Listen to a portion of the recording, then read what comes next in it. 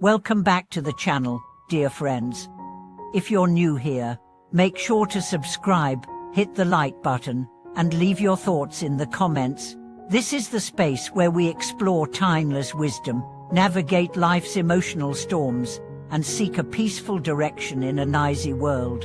Today's video dives into a concept that has touched everyone's life at some point: letting go. And not just letting go in the superficial sense, but a deep spiritual release that could transform your life forever.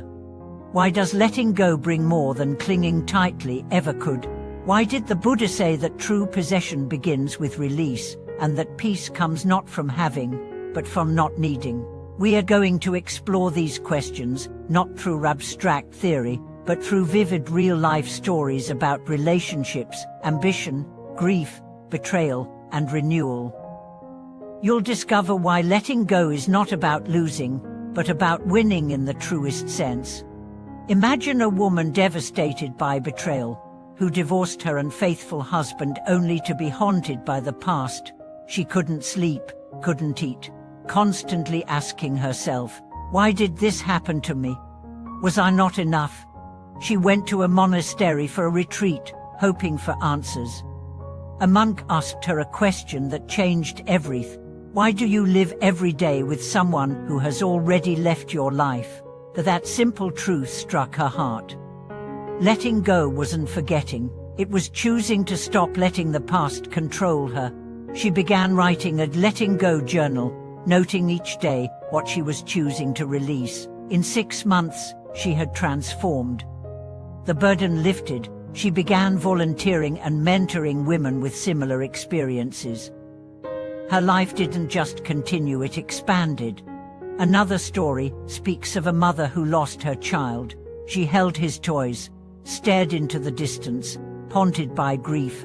A friend gently suggested she let go, but she resisted. "You don't understand my pain." That changed when she heard this line at a temp: "You're not remembering your child, you're punishing yourself." She realized she had clung not to love, but to anguish. She donated her child's belongings to an orphanage and began working with children in need. "I didn't let go of my son," she said. "I let go of my sorrow." That's what true letting go looks like, not erasing memories, but transforming pain into compassion. What people cling to most isn't always a person or a thing. Often, it's an expectation. "I should have succeeded. They should understand me. Life should go this way." For these shoulds create invisible chains. When reality deviates, we resist and suffer. Letting go means releasing these illusions and accepting life as it is. It's not giving up, it's waking up. Consider a young man in a corporation striving for promotion. He gave his all, only to be overlooked. For months, he spiraled. "Why not me?" One day, he read a line from the Buddha: "Freedom comes not from striving, but from choosing." She realized his suffering came from attaching his identity to an outcome. When she shifted his focus to personal growth, a new opportunity emerged: a better job with more fulfillment. "I didn't abandon my goal," he reflected. "I redefined it." Letting go isn't about apathy. It's not "I don't care."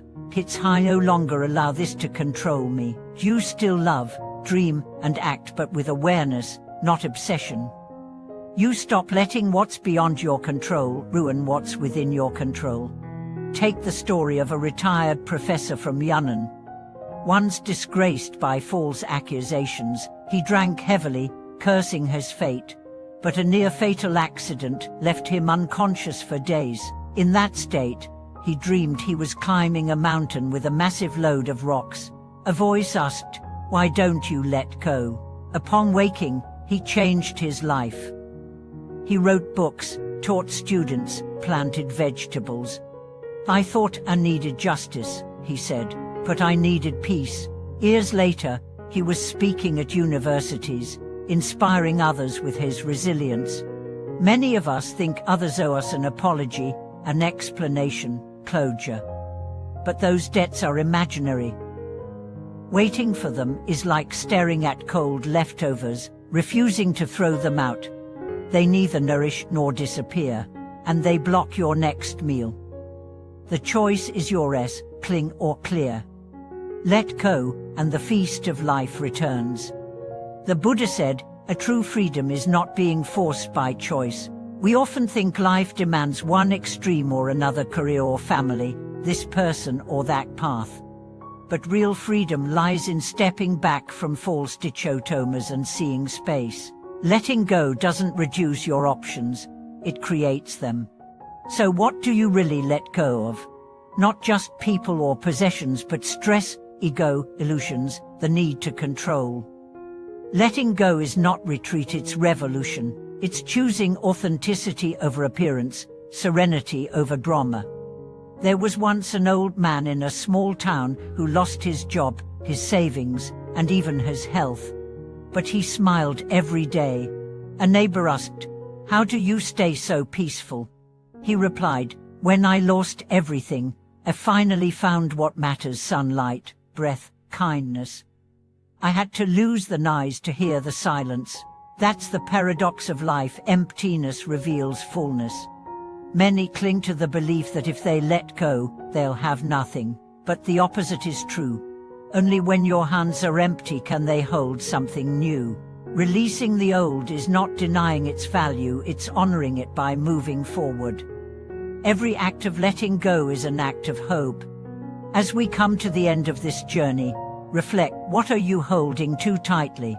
A grudge, a fantasy, a past identity? What would happen if you loosened your grip, even just a little? You might find the thing you feared losing was never yours to keep, and that what is truly yours is already within you. I remember a friend who held on to heartbreak for years, convinced her ex was the one. She declined dates, turned down job offers, refused change. One day, after a long walk and many tears, she whispered, "I'm tired of being stuck in yesterday." She wrote a goodbye letter, not to him, but to her former self. She finally let go. Months later, she met someone new, changed careers, and began painting again. "Letting go," she said, "was the first time I chose myself." Letting go doesn't mean you're weak. It means you're brave enough to stop fighting reality. It means you trust that what's meant for you will never need to be forced. It means you choose to walk forward even if the path is unknown. So now, I want to ask you, what's one thing you can let go of today? One thought, one habit, one burden. Write it down, say it aloud, breathe it out. Because the more you release, the more space you make for peace, joy, and unexpected beauty. Thank you for watching this video. I hope it sparked reflection and healing. If it did, share your own story of letting go in the comments below. Tell us what you've released and what it gave you in return.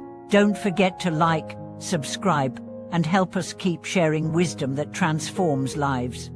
This is the end of the first article. Next article will follow immediately.